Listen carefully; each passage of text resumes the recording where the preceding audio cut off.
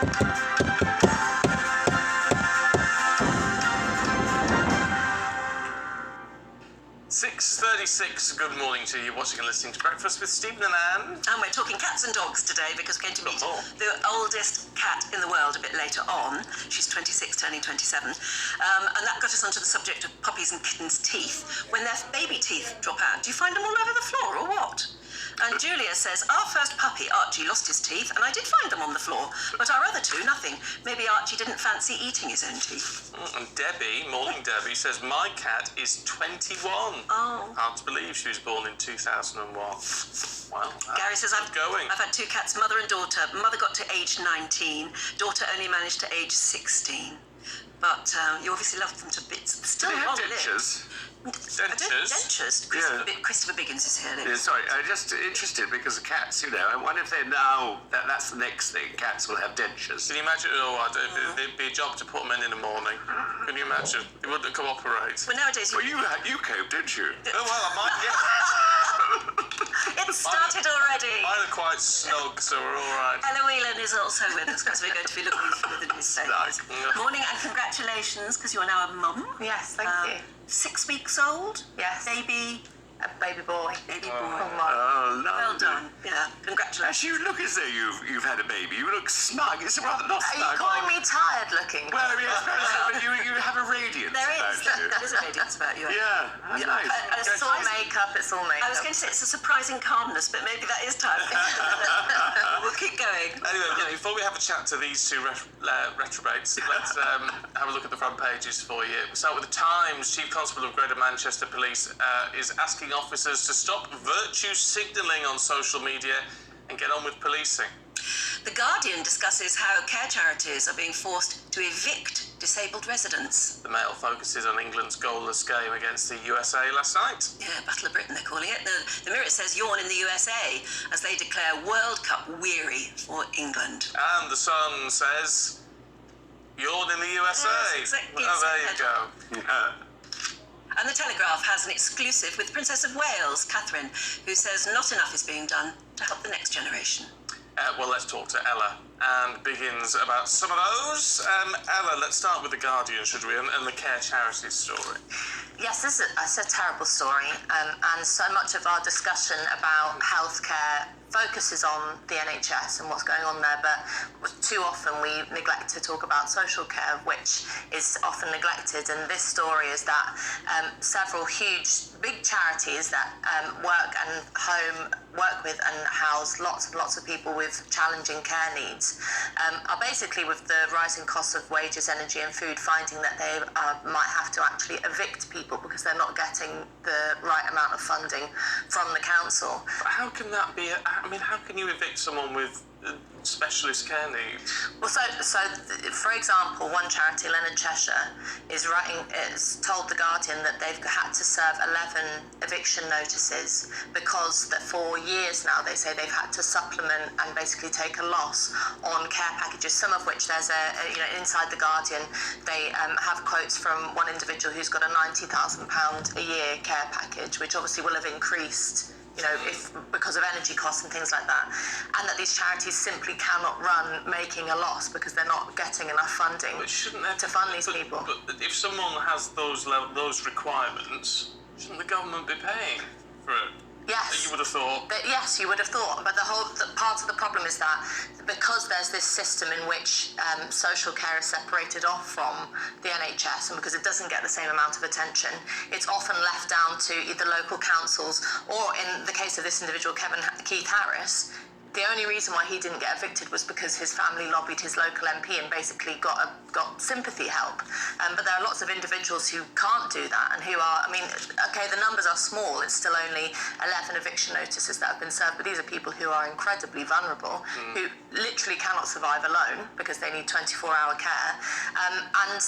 Basically these charities are calling on the state to basically inject some money into the system. And also, Keith talks about, who has faced his own challenges, has talked about the fact that it is a real failing of ours, that we don't look at social care in the same way as he says, national treasure, that we look at the NHS. And we know that, throughout the pandemic, the challenges that faced elderly people in care homes and also people with special needs in care homes, that it just kind of always gets shunted off social care, and it's people who are as much, if not more, in need than those going in for operations in hospital. How can people think about evicting? Well, it sounds so inhumane. It's unbelievable what's going on at the moment. I mean, you just sort of think there's the whole point of the benefit system, that we all pay into. Yeah. We all pay our tax for people on benefit. These are the people exactly who the benefit system is aimed at. Of course. So that where they are provided with a good quality of life. Yes. Can you imagine that's all taken care of? I know, you do. Until you see headlines like that, you don't really understand what's happening. No, I mean, it's frightening, absolutely frightening. Well, look, we're running drastically out of time. Shall we shoot ahead to this new biography about the Queen, Christopher? Yes, This is Charles Charles Brandreth, yes, who knows the royal family really well. He was a great friend of the Duke of Edinburgh. It's lovely. I mean, the Queen, who I absolutely adored, apparently loved, towards the end of her life, Line of Duty, which I think is very... I know, I love that. In fact, that's how she used to relax, is sit Yeah. down and watch Line of Duty. But she needed somebody to explain it to her along the way. Yes, but what I do when I watch it, it's very I have to watch it with complicated. subtitles because I have to go back Yes. so often and figure out what's No, going it is very complicated. And of course, I think she didn't like the fact that sometimes the actors would mumble, which of course does happen a lot. Oh, does it? Well, I think More it and does. more people complain about that now. Yeah, and that's why people use subtitles. But I mean, it's lovely, and I think that she, and also towards the end, she had a cancer, which was giving her of the bones, which was giving her terrible pain. That's why apparently we were told she had mobility issues. Yes, because I thought it was that she had, what's that thing you have? A gout. I thought it was gout, but it was obviously, that's the mobility thing, Well, that's not going for the death certificate. It says she died of old age. I know, but I think that's... Apparently that's always done Yeah. if you get to beyond the age of 80. Yeah, they do. Being under constant care of a particular doctor. Oh, right. They don't go into specifics. Particularly in royal circles, they don't go into specifics. Yeah, exactly. Yeah, because that's what they said on Prince Philip's Yeah. certificate as well. Yes. But by the sound of it, Giles Brandreth says she knew her days were ending. Yeah. And they sort of knew it when it was within 24, 48 hours. And I also, when she went to say, when the Prime Ministers changed over, she made a great effort to get out of bed, where I think she was. And of course she died about 2 days later, didn't she? You see, that's service. Oh, Isn't it? Well, she was the best. I mean, we'll never see the like again. I mean, the interesting thing is, I think Charles is great, but of course he's 74. He's going to have to look to his health and the Queen Consort as well. Yeah. They're not young people like she was when she became Queen. I mean, she's had years and years of experience and Total experience. knowing how to do it. But anyway, it sounds a very good book, and it has. It will be because he knows them. Yes, Like exactly. Giles knows the royal And family also, very well. he can tell a good old yarn, Yeah. Yes, that's a fair point. Yeah. I said we were running out of time. I We've don't got think we are loads as of much as I time. thought. No, I Well, never mind. Doesn't matter. We've got lots of more things to talk about. Ella, let's have a look at turmoil in the Conservative Party. Yes, well, as you were just talking about earlier in the programme with Claire, Pearsall, there's no end of turmoil and struggle and scandal going on in the Conservative Party. It's been, even, I've been out of action for 6 weeks looking after this baby, but I've always had the radio on in the background, and it's never ending. I could turn it on at any time and hear the same kind of things going around.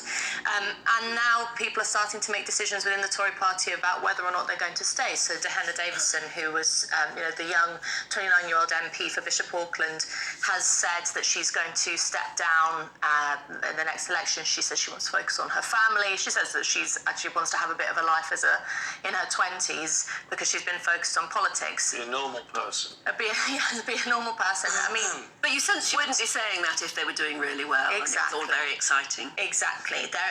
This isn't just a decision to focus on family life. There are people who are hedging their bets. And actually, one of the really interesting little snippets that I picked up from The Independent is that it says that some MPs will hang on and tell the party that they are going to stay and wait to see when the new constituency boundaries are drawn and then make a decision about whether or not they'll leave or not, which is very cynical. I mean, it's, there is a huge amount, but there's a huge amount of kind of, you think about what politics should be about, not public service, but about an idea of wanting to change the world and not giving up when times are tough.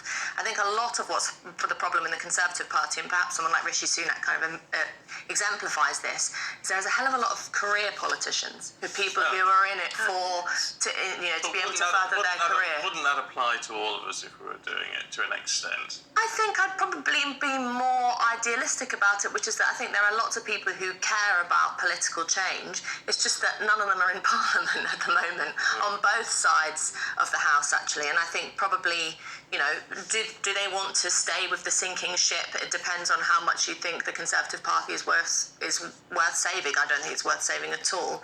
But there's a kind of distasteful element to the idea that people are just giving up because they fear they're going to lose in the next election. I mean, if you care about politics, give it a go. Yeah, but if you care about a family and you need an income, you've got to be looking for another job, haven't you, really? I don't know what happens with the payoffs. Talking about incomes, I don't know the answer to this question, or three of you may know it.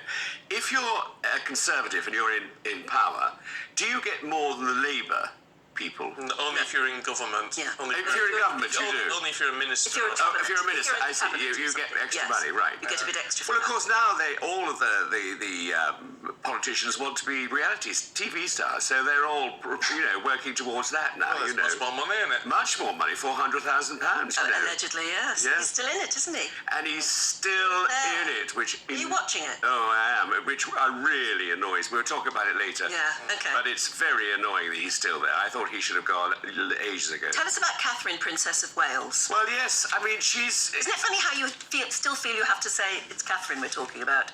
Because when you say Princess of Wales, you automatically think Diana. Diana, I know, and of course she... I've changed on that. I haven't changed yet. Yeah, No, I haven't. And also the other day, at the state banquet at Buckingham Palace, she wore the same tiara as Princess She looked wonderful. She did. I mean, she's really, I think, blooming into the most wonderful royal. And I think she's a very good consort for her husband. And I think that together, and what she's saying now, not enough is being done to help the next generation, which of course is absolutely true. I mean, I think we're forgetting the next generation, which is terribly important. Which generation do you think had it best? Oh, I mean, my sons constantly tell me that it's my generation that had it best. I think it was. We had rising incomes, had several Are you a booms. baby? I don't think I'm a baby boomer, no. That's somebody slightly older than me as a baby But boomer. we saw the 60s, though, didn't we? Which were brilliant times. And then the 70s. I mean, I think we've seen the best. I really do think that. I think your son's right. Whereas you can say that the post-war generation, or particularly the war generation, they suffered obviously during the war, and a lot of young people think that the generation they're in now, they've got it really, really tough. Yeah. But don't young people always think that? Yeah, but haven't they got a point this time? I think there's challenges. Obviously, there's very serious challenges in the economy, and it's affecting people of all ages. But if you think about things like technology, standard of living, access to resources, going on holidays, going out to eat. I mean, the life that I led in my teenage years was nothing like my mother and father's. Nothing like it. They couldn't believe the stuff that I could do. I bought my first house at 25, I think I was. Maybe not quite that old. Yeah, but Because you were expected to, and you could. You could, because you could get a mortgage and house prices were fairly cheap. Yeah. My sons can't expect, and they moan about this a lot, they can't expect to own their own house. But it's all about, it's like there's a deprivation index, isn't there? Which now it's as if you don't, you're considered deprived if you don't own an item of clothing that's branded or something like that. It's all these various things. But we never had any of that. No. And also, I think, essentially what you're saying about your youth, but did you go to university? Yes. And did you have to pay for it? Yes. Well, you see, when I went to drama Yes. school, Oh, and you didn't. we didn't have to pay. Yeah. And so we were rich on £30. You went to drama school on a grant? Yes. Wow. And on when I started work on £30 a week, we lived the life of Riley. I mean, we could do everything. We couldn't buy a house, but we could live really well. I mean, I remember going to restaurants in the West End where you could, for £5, you could have a bowl of pasta, a glass of wine, and a coffee. I mean, it was all very good in those days. I suppose there is an interesting thing in that I think my generation have had much more would you call it disposable income? We've done, we've had a good time for a lot longer, Yes. and think, like the whole cliche of avocado on toast and all that stuff. But it encapsulates the fact that our lives, the quality of life from a much younger age has been, like what you would, expect a kind of rich person to have. But actually, the things like owning a home or holding down a long-term, good quality, high-skilled job is less likely, and so that's probably an interesting disparity, which is that you might be eating avocado on toast, but you're still doing a kind of hospitality job that doesn't give you any kind of prospect for long-term stability right up until your late 30s. And certainly going to university now costs a fortune. It costs a lot. I think too many people go to university. Well, they do. That's Tony Blair's fault. Absolutely, it's ridiculous. I mean, there are so many people we need for jobs like plumbers, and and they should be taught those. And other jobs Proper you can. apprenticeship. Yeah, exactly. Apprenticeship, There are other absolutely. highly professional jobs, but you can learn through apprenticeship. Yeah. I did. I never went to university, but I know, shock horror. But I had a journalist apprenticeship, so I learned as I earned, or I earned as I learned. And you learnt. It was the best way. Of course. It was. On that note, cheery or otherwise, we need to leave it with you two, but we shall catch with you a little bit later Yeah, on. let us know actually, what do you think about that? Which generation has had it the best? Yeah. Yeah, don't know. And are the young generation now right to moan? I don't think they're right to moan, but they may have a point. Yeah, they may have a point, but they do a lot of moaning. There you go. That's just on me getting older. Yeah.